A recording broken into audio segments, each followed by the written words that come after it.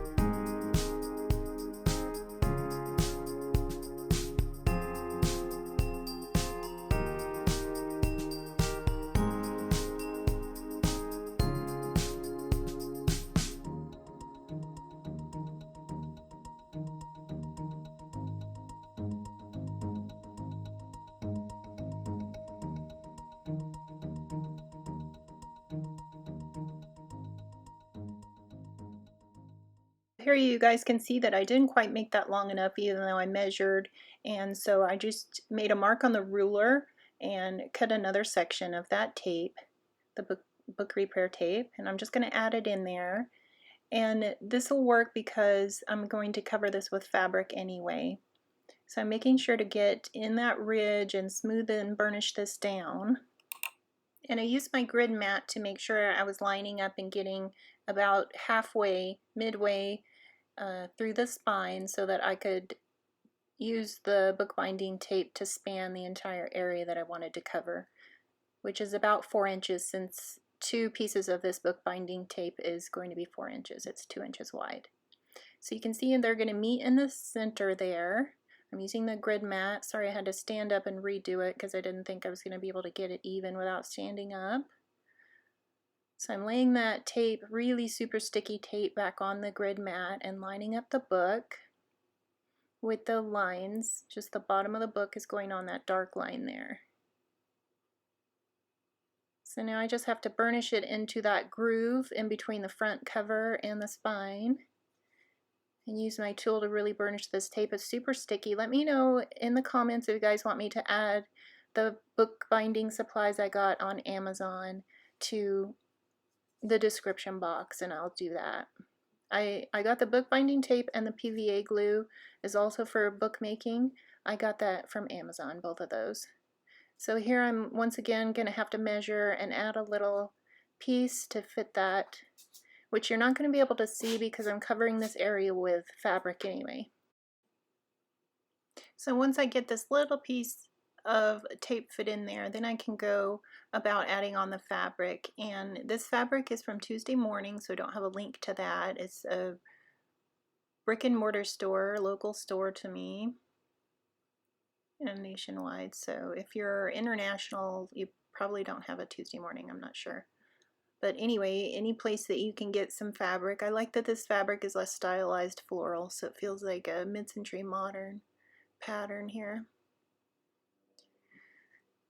So I'm once again using the grid mat to try to keep the fabric straight, and I'm going to cut it a little bit larger than the tape just so that white bookbinding tape doesn't show. And then I'll use that PVA glue again. So you can see I'm measuring there with the grid mat, and that's my 4-inch wide. It's about 4 1/8 or 4 1/4, just so I'd be sure to cover that. So I'm using the PVA glue now that I have it all lined up, and I added a glass mat from We Are Memory Keepers to my desk so that if any of this glue got on my mat, it'd be easier to clean up off of the glass mat with a straight razor. So I'm using the foam brush to get in that crease between the cover and the spine, making sure that I really get glue on every section here that I want adhered. And this bookbinding glue says that it's flexible when dry, so that's really handy. That way you can open and close your cover and the glue won't crack. So I'm going to just add this in sections just so it doesn't dry before I get the fabric placed down, and I'm just going to spread that around and use that spatula or palette knife as a bone folder and make sure I have each section really adhered well before I move to the next section. So I'm using that foam brush on the edge of the book and then using the palette knife to get it in the crease there, the fabric to go down in the crease, just so that it can fold and bend. So now we're going to do the inside, and I might turn the music back on because this is pretty easy to follow along.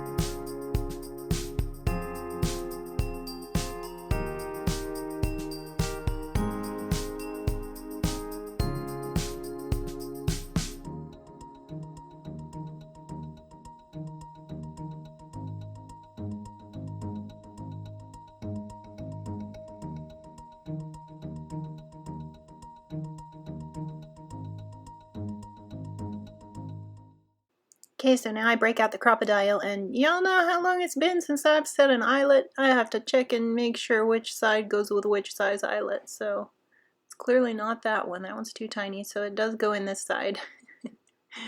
Okay, back to, you can see that I used a white paint marker to make a dot where I wanted to punch the hole where I'm going to place the eyelet. I'm just making really sure that that's where I want it, and it did cut through, but there's some of the fabric that was left, and I'll just use a sharp pair of American Crafts fine tip scissors to get rid of that bit of fabric that was left there. But this crocodile goes through the bookboard really easily. And now I'm just going to use my scissors and trim away that fabric that didn't get cut with the crocodile. I'll just trim it out of the way and then put my eyelet in there. Seriously, I think it's been like 10 years since I've used an eyelet. I have to turn it and see which way, because there's a little diagram on your crocodile that shows you which way to place the eyelet and the tool to set the eyelet for you. So I'm using the silver eyelets that you can see the navy blue ones in the shot there. I could have used the navy because it does look nice with the teal, but I went with the silver just to blend in with the fabric more and kind of disappear with the background. So next time I might try the colored ones. So all I have to do after I set these two eyelets, and I've got two more at the top, I line those up with a T-square to make sure they were lined up, and we're going to be even. I have the We Are Memory Keepers bookbinding tool, but it only works up to 9-inch, and this is 9 1/4, so I wasn't able to use that to measure.